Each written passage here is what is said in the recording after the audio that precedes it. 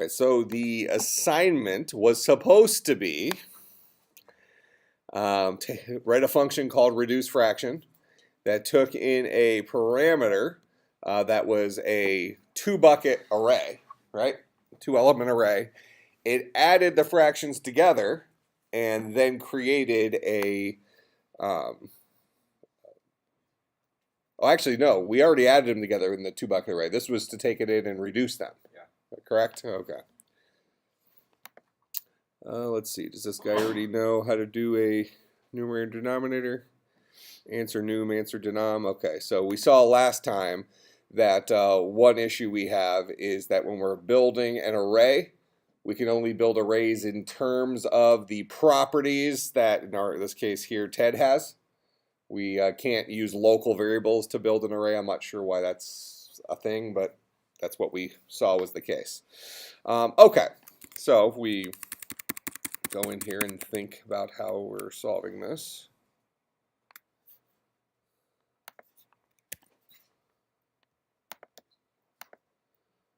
For example, if we took in our example fraction from last time and we had something like 6/8, reduce fractions. So 6/8, we need to first determine, well, let's kind of go through the process here. We determine what's the minimum value of the numerator and denominator, right? That's the very first thing we need to do, because the maximum value that will evenly divide both is the minimum value of those two. Fair enough? So find minimum value of numerator and denominator. All right, so that's step one. Once we have that, we need to attempt to divide numerator and denominator by a number starting with the minimum value found above until both numbers evenly divide.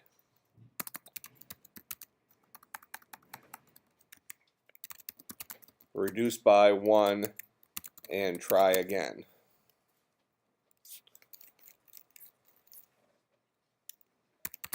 We know that 1 will always divide both numbers. Okay? So this is a brute force approach to reducing fractions.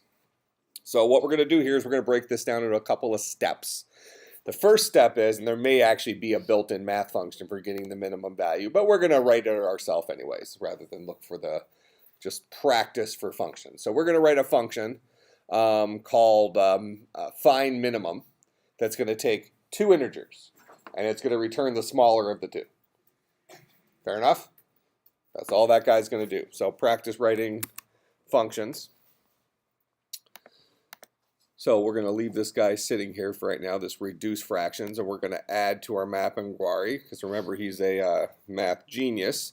We're going to add another function to this guy, and this guy's going to be called find minimum, and he's going to return a whole number.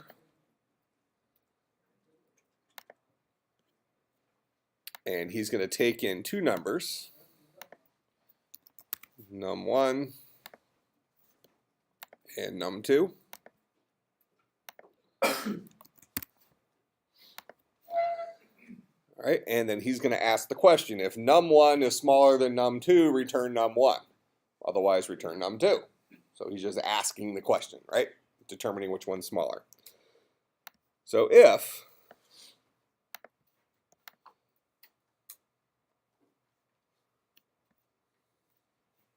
see, where's our, oh, I think we just change it here, right? This one's going to be a relational whole number. If num1 is less than num2, if that's a true statement, we'll go ahead and return num1. Otherwise, return num2.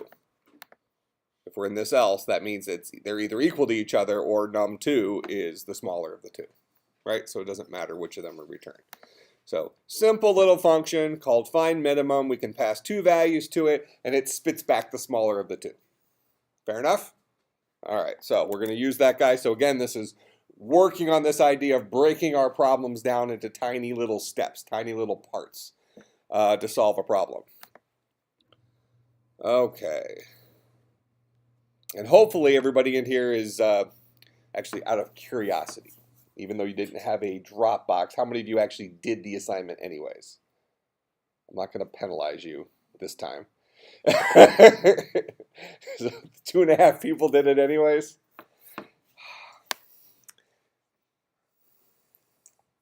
So what's the mentality for not posting on Slack saying I forgot to put the assignment up? I mean, you could look at it from the perspective that I didn't do my homework by not putting the assignment up. So you can look at it that way. But don't you feel like cheated that you didn't get the opportunity to do the work? No? It's kind of like someone else probably did it, and if no one else did it, I don't want to be the person to do it. Yeah, but you could publicly see on Slack that nobody else did it. Oh, I see. Or at least that's the hope. That's how you rationalize it.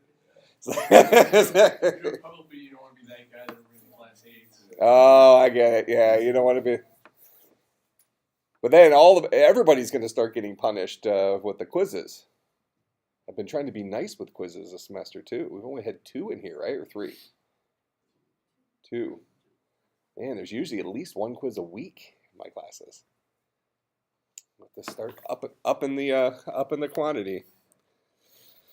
Okay, so we're breaking these down into small little pieces, and what I was getting at there is for the assignments that you are doing, some of you are finding you're spending a long time doing an assignment that ends up being relatively simple, right? So we need those reps, we need the drills, we need to break the problems down to tiny little baby steps. So that we can get used to solving the problems. Because I promise you, when we start going over to the Java side of things, things are going to be more difficult, at least initially. I find Alice kind of infuriating with all the drag and dropping and stuff like that, but at least you aren't prone to typos. That's the benefit of Alice. All right, so all map inquiries know how to find the minimum given 2 values. So let's go back to our reduced fractions. So we're going to start off by creating a variable here. We're going to call, actually, let's call this guy max divisor. All right, he's going to be a variable of a whole number. And we'll start this off at 0 for right now. Actually, we're going to start off at a 1 for right now.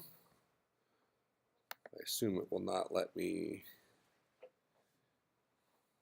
yeah, it won't let me call that function, so that's fine. Oh, from there, but I can do it right here. So now what I'm going to do is I'm going to go to our map inquiry. I'm going to pass in find minimum, and I'm going to find minimum of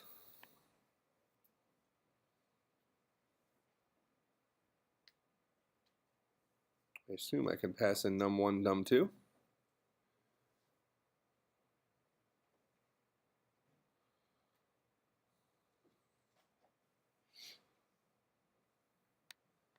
I seriously have to put those inside of functions first? Or put inside of variables? Oh, by the way, here is a min and max, but we wrote our own.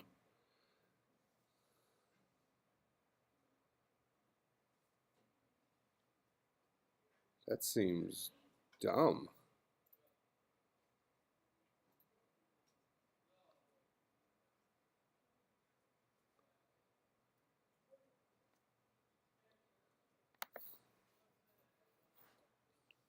Is that really true?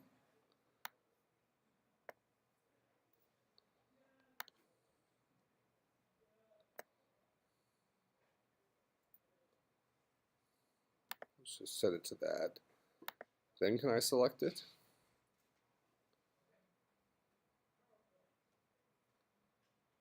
Interesting.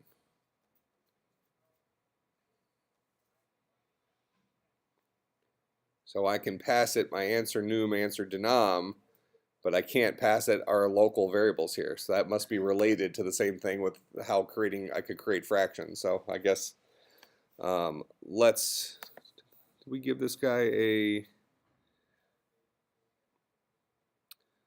I guess let's just use those variables real quick. So we'll go ahead and assign before this to answer num. We'll set it as a 0 for right now, but we'll go ahead and assign it to, wait, hold on.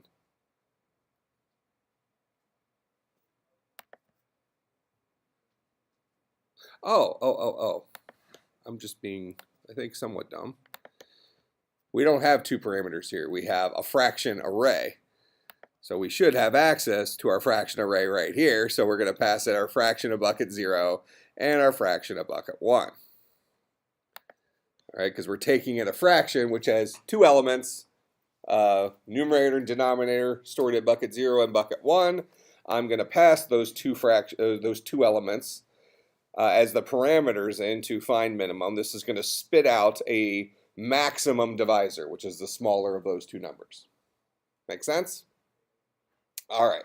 So now I want to loop through my values, starting at maximum divisor, and determine whether or not I can evenly divide both of those numbers.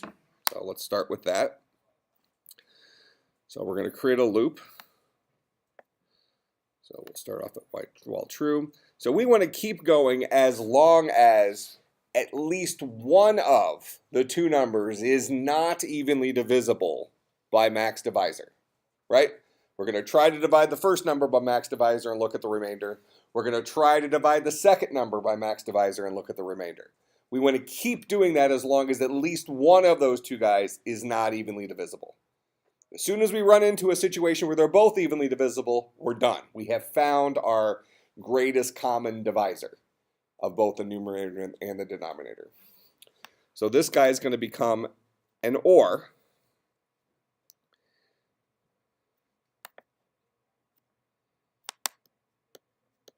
Actually, let's do it while both of them are, yeah, OR is going to work. All right, so if either of these things are true, keep doing it again. What's the first thing? We're going to take our numerator, we're going to divide it by our current value of max divisor, and if the remainder is equal to something other than 0. So if it's not equal to 0, that's bad. So this is going to be a whole number. This is going to be not equal to, and we're just going to say, I'll say 0 and 0 for right now, and then we'll update it. So what's not equal to 0? We're going to do some math. Division remainder. We're going to look at the remainder. The remainder of what? Our fraction at bucket 0 divided by the current value of max divisor. So when we take our fraction of bucket 0, divide it by max divisor, if the remainder is not equal to 0, that means it did not evenly divide it, right? We need to keep cooking. If that's true, or same thing on the other side, relational whole number, come on, you got this. Not equal to, we'll do 0 and 0 for starters. And we're going to do math, division remainder, the remainder of fraction at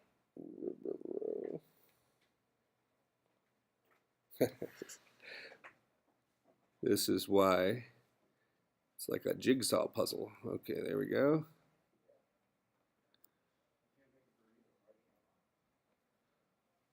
Fraction at bucket 1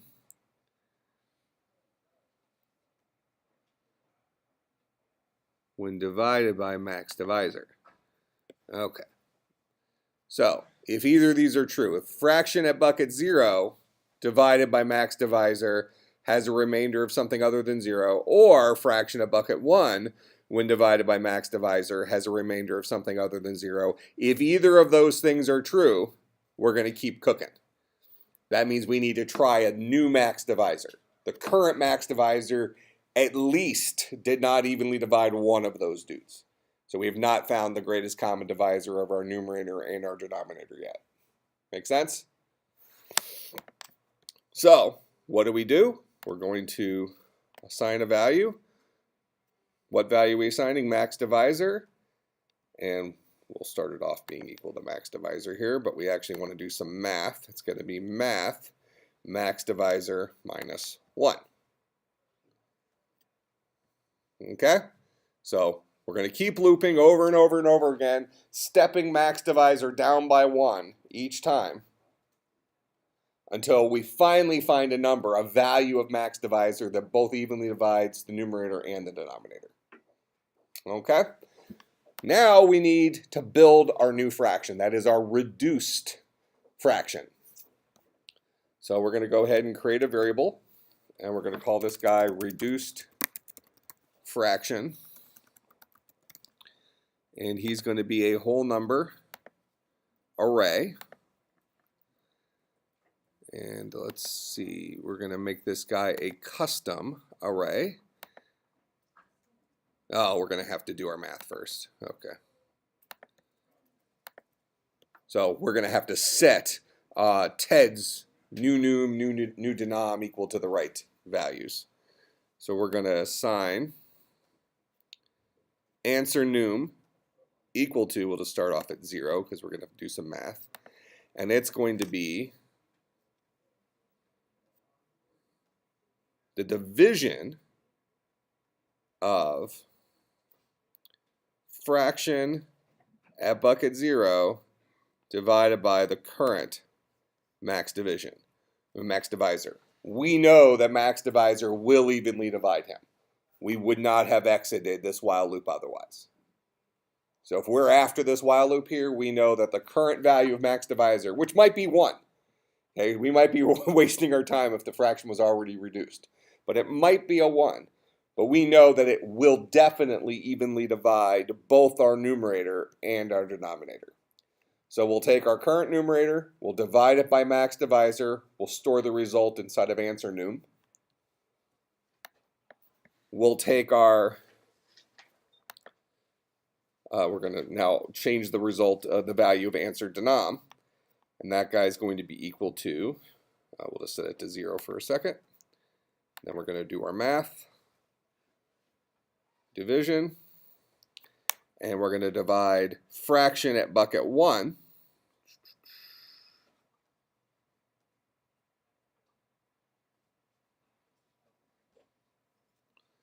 by max divisor. So now answer num, answer denom both have the updated numerator and denominator, the reduced numerator and denominator in it. Make sense? Finally, we're going to, we need to even put it in a variable. Yeah, we're going to return a custom array built using answer num and answer denom. We didn't even need to put it in a variable, we just returned it directly. All right, and that should give us our reduced fraction. Make sense? All right, so let's go and test that. Now, would you say, based on what we've done up to this point, that even though we look at this and this isn't that much, quote, code, there's some complexity to the math of what we just did, right? Right, so it's helpful if we look at kind of a cadence to come up with our recipe here first, just like making, I keep referencing making lasagna, right? So we came up with our recipe for how to solve this problem. And then we fulfilled that recipe using Alice's code. Okay, so we had a plan, we executed the plan. So let's go back to add fractions. We have what, 2 versions of this? Oh yeah, here's the one, add fractions 2 is the one that returns an array. This one returned a, oh no, this is the one that returns an array. What was this guy?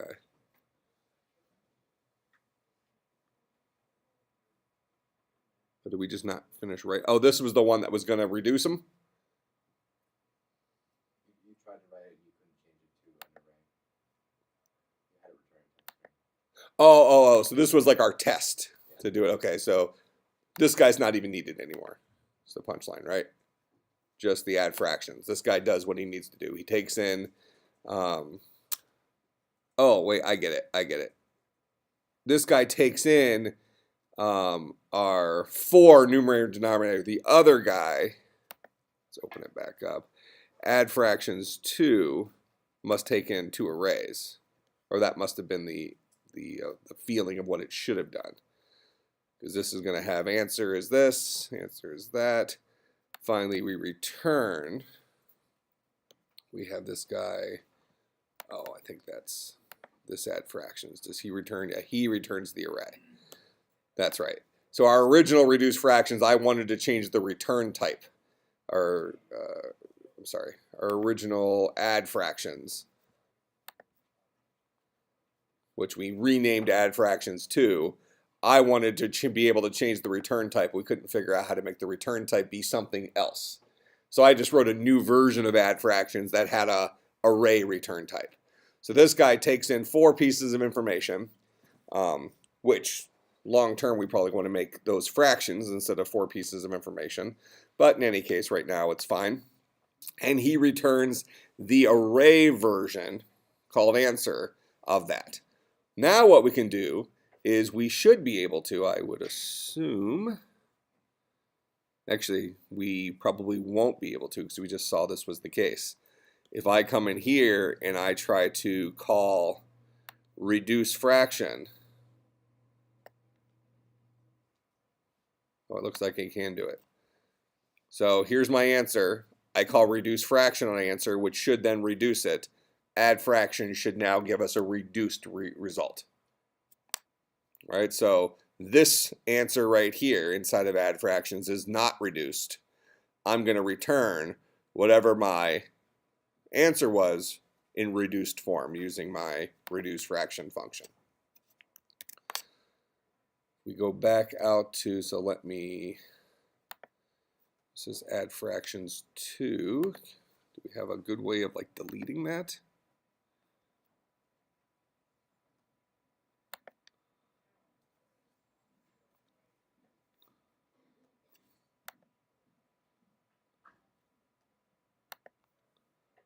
Possibly not. Once there, always there. At least without doing too much extra work. All right, so we'll go to our main method. What does our main method say to do? It says read in 4 pieces of information from our user. Then we're going to go ahead and call our add fractions, passing it our 4 pieces of information for our numerators and denominators. Then we'll spit out the numerator plus the denominator.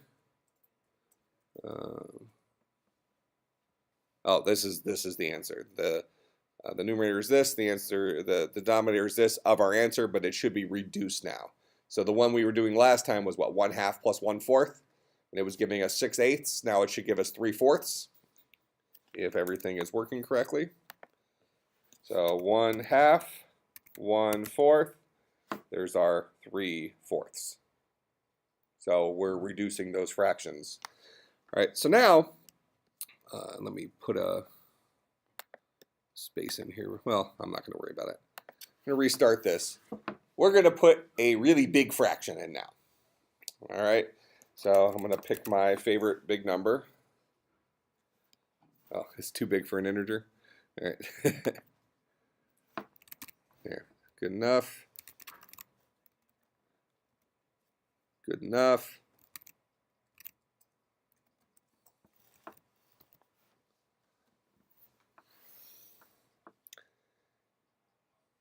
He's cooking. We would have expected an answer right away. Our reduced fraction works. Okay, but we have something here known as a time complexity problem. We'll let it keep cooking. It probably won't finish during class. No, I'm serious. This was on purpose. I promise it was on purpose. Okay? So we're talking about a time complexity issue.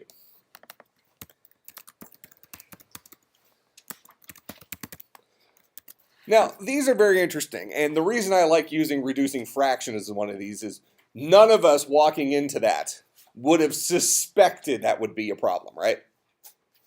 It seems like a pretty easy thing. It's like, oh, okay, well, I just find the minimum value of two numbers, and we're just going to keep trying to divide, right? Well, that's a lot of work when you consider you have a huge numerator and a huge denominator in your final answer, and then we're going to try to divide those guys by a zillion different values, counting down towards 1. So these are actually among the most dangerous types of problems. Because one thing I typically tell people, I've said it in here, is solve the problem in the most straightforward way first. That's what we've done here, right? Okay, well, how do I reduce fractions? We looked at an example fraction like 6/8, and we said, how would we as human beings MacGyver a solution to this? So that's what we did. We came up with a reasonable, accurate, and as we've noticed, horribly slow solution to this under the wrong conditions. It divided 6/8 just fine, no harm, no foul, but as we got bigger and bigger values, we started having problems. So what time complexity problems do, so time complexity, these are problems that contain a mathematical complexity that greatly reduces performance. Now, the reality is that there are some problems we can go into and assume it's going to be complicated. Assume it's probably going to be a time complexity issue. So those types of problems we might immediately take special care to write a more efficient solution than an inefficient correct one. The issue here is that oftentimes time complexity problems are not as obvious as we might expect them to be. Just like we looked at this and we would have never guessed that this particular thing would have been a problem. It didn't seem like it should be a problem, but it is. There's actually, specifically for this guy, we're going to look at this here in a few minutes, there's an algorithm called the Euclidean algorithm, which solves greatest common divisor efficiently. That is, efficiently. There we go. Or in layman's terms, better than we did. All right?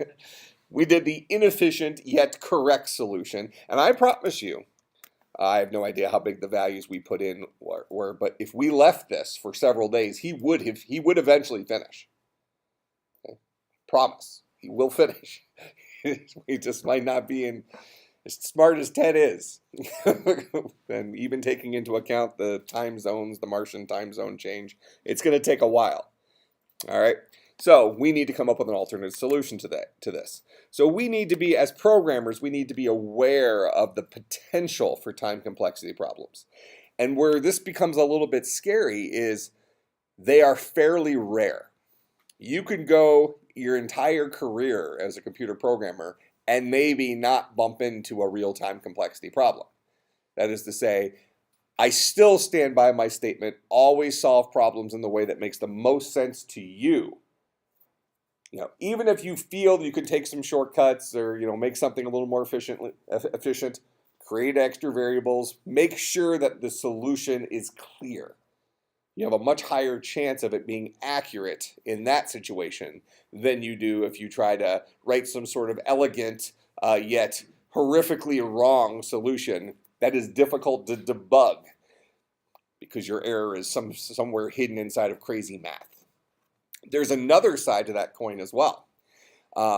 For instance, when I had my software company, and I use this as an example, it's a former student from here, and he was working on a problem. Bright guy, and there was a problem that you could solve correctly in probably 5 minutes, or elegantly using, special trick math and stuff like that in 3 hours.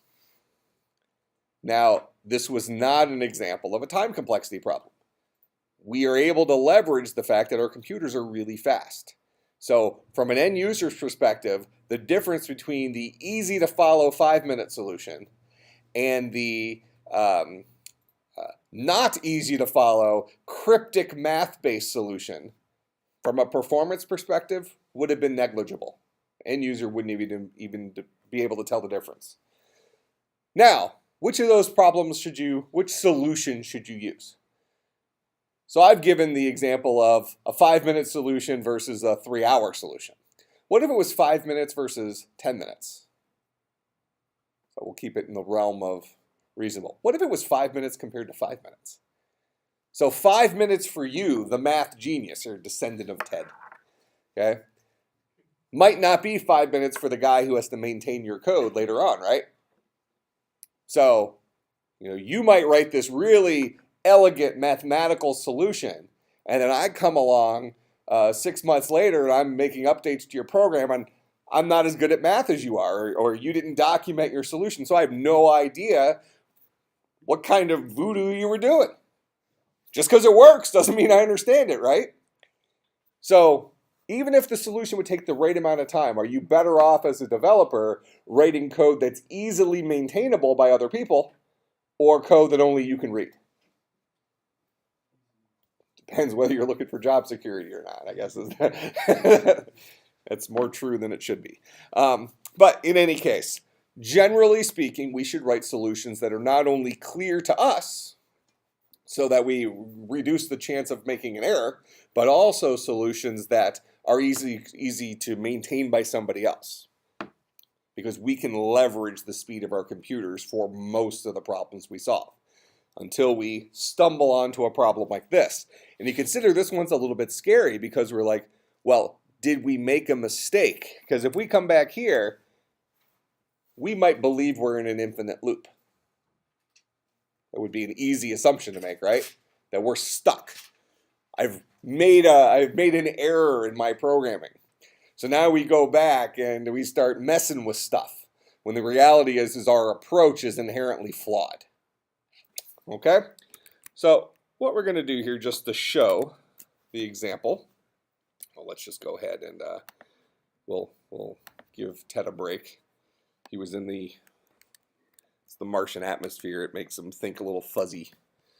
So we're going to go ahead and we're going to go in here and we're going to do GCD algorithm. So here's our Euclidean algorithm. All right. So specifically for finding the greatest common divisor, because this is known to be a time complexity problem. We'll scroll down here. They give us some pseudocode for an answer somewhere down here. Here we go. So here's our pseudocode for GCD.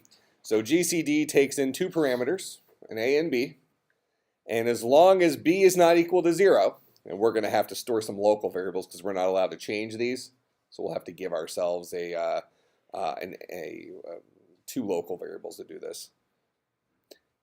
We need to keep going as long as B is not equal to 0, and we set a variable t equal to b, preserving b. Then we set b equal to whatever a is mod b, that's the remainder. Then we update a to be the old value of b. We do this over and over and over and over again until b is finally whittled down to 0. Make sense? So this guy right here replaces our while loop that counts down from our minimum value down to 1. Ultimately, what is A? A will be the largest number that evenly divides both A and B. That's what we'll return. Make sense? So we're going to go and implement our own version of GCD. Now, we happen to have the recipe right here. It's from one of those weird French cookbooks, so it's a little bit more cryptic than our pseudocode language, but we can pretty much follow this. This looks like stuff that we can translate from code to Alice, right? All right. Again, this is a skill we want to have. So we're going to go in here and we're going to create a new function. Specifically, we're going to teach Ted how to calculate GCD. And this might be built into Alice somewhere, but we're going to assume it's not. We'll write our own.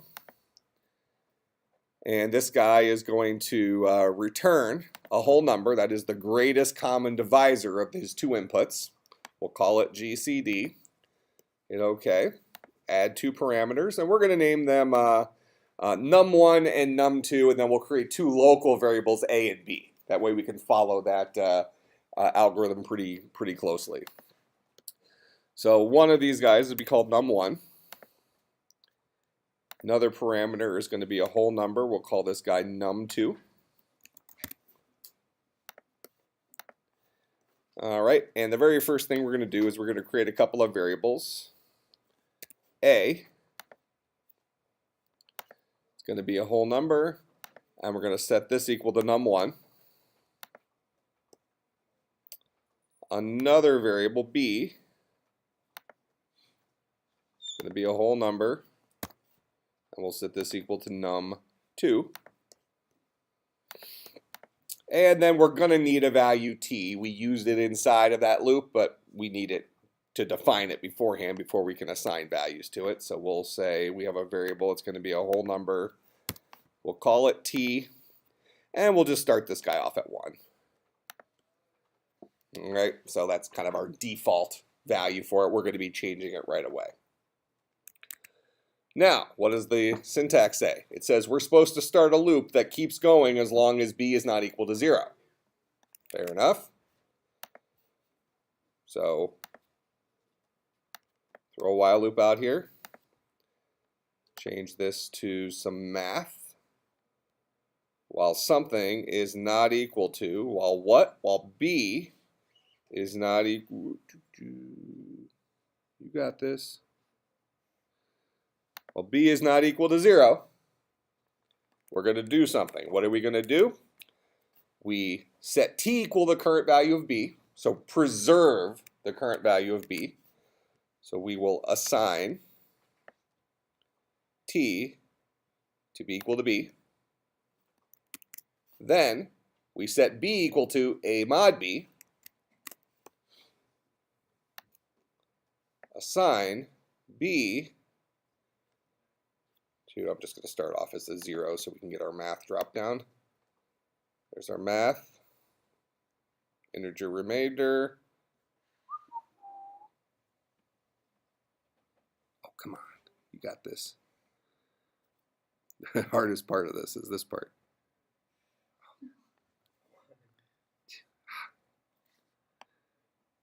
A mod b. Nailed it. All right. So b is going to equal to a mod b. Finally, we said a equal to t. Pretty sure that's what it said. A is equal to t.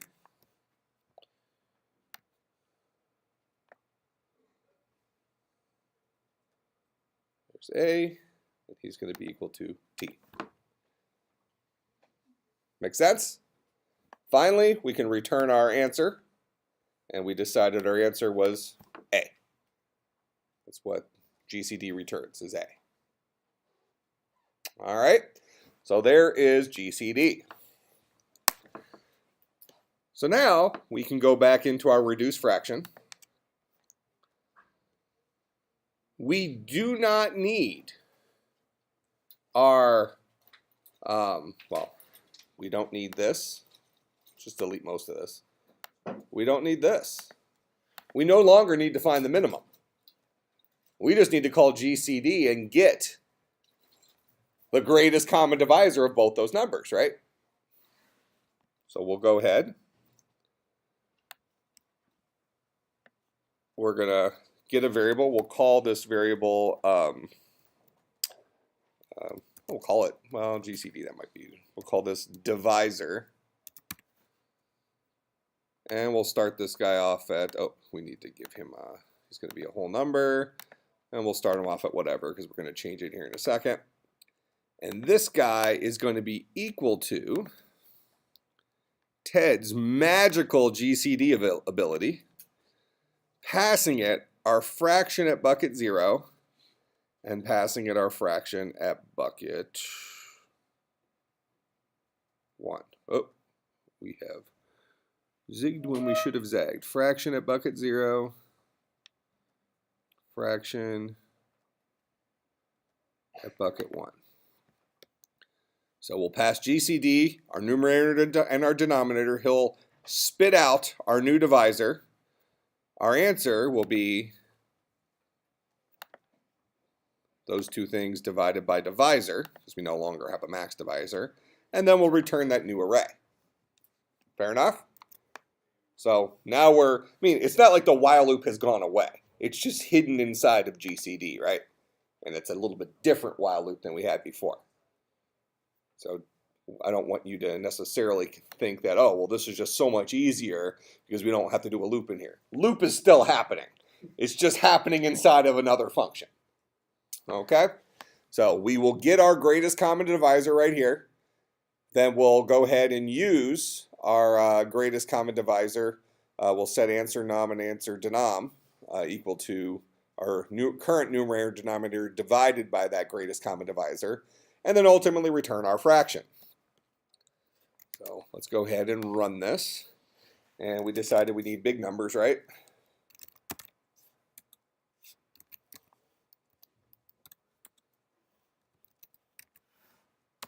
A little bit quicker. We let the other one sit there for what, 10, 15 minutes, whatever it was, and he wasn't even close to done, I promise. And we probably could have left it there till next class, and it may have still been running because of the numbers we used. Now, we just saw the answer there. I mean, it was that reduced fraction was a nasty looking fraction, wasn't it? But I promise you it was reduced. Okay? So there's an example of a time complexity problem where an existing algorithm, now we could have invented our own, but why? Euclid came up with the pretty legit algorithm for us, so why reinvent the wheel? Okay, but we had to know that we had a problem and go and find that. So that's kind of a math trick thing. And it's a fun one to look at because the way that our brain works is we consider reducing fractions to be relatively easy. And we think, oh, how hard can that be for a computer? Okay, so sounds like we need a double assignment for this next class, right? No? All right, so what we're going to do, you're right, this will probably end up being close to a triple assignment. Okay. And I'll get it put in right after class is over, I promise you. So what we want to do is actually, you know what, we're going to put it in right now while we're cooking. So this is homework 9, right? Oh, edit mode is off. There we go. Homework 9, assignment. Oh, this one's a doozy too. But what it's going to let you do is it's going to let you take in everything you've learned up to this point with Alice and implement something without me giving you a whole lot of direction into how to implement it. We'll implement it in class in some sort of interesting way. But what we're going to do is we are going to write the game tic-tac-toe. All right? So we all know the tic-tac-toe game? Okay, so we're going to write... well, you're not going to be able to solve this anyway, so it doesn't matter. Implement whatever game you want. So we're going to write the tic-tac-toe game. I might suggest you put some dudes out on the screen to create your 3x3 grid. Maybe you put some raptors or some birds out there or something like that. And the user is going to have to provide some input to select their move. Make sense? And they're going to have to select their move. Now, when the user selects their move, you're going to have to visually mark that move in some way. Okay? Whatever makes sense to you. You can do this with birds running around the screen. You can do it completely non-visual if you want. as long as the user has a way of playing the game in some sort of reasonable fashion. But there's going to be a visual aspect to this where we see the game play out, and then there's also going to be the logic aspect of this, where we see the we see the I guess the logic of tic-tac-toe happen. So when somebody says, I want to move to the middle square with an X, let's say, that needs to get recorded somewhere. Make sense? All right, so we're implementing your version of tic-tac-toe, and a player can play against themselves. We don't need to have two players, so you'll ask, I will be player one and player two, so it'll say, what's your next move? What's your next move? What's your next move? So on and so forth, until there's been a winner. That should sound like a loop. All right, so for Friday, implement your version of tic-tac-toe and declare who is the winner, X's or O's.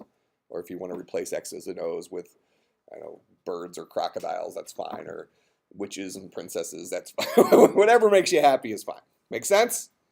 All right, so I would make sure you give yourself plenty of time to work on this.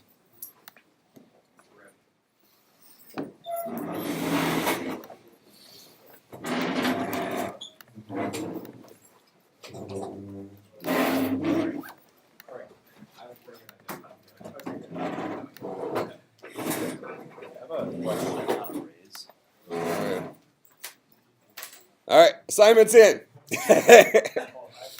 All right.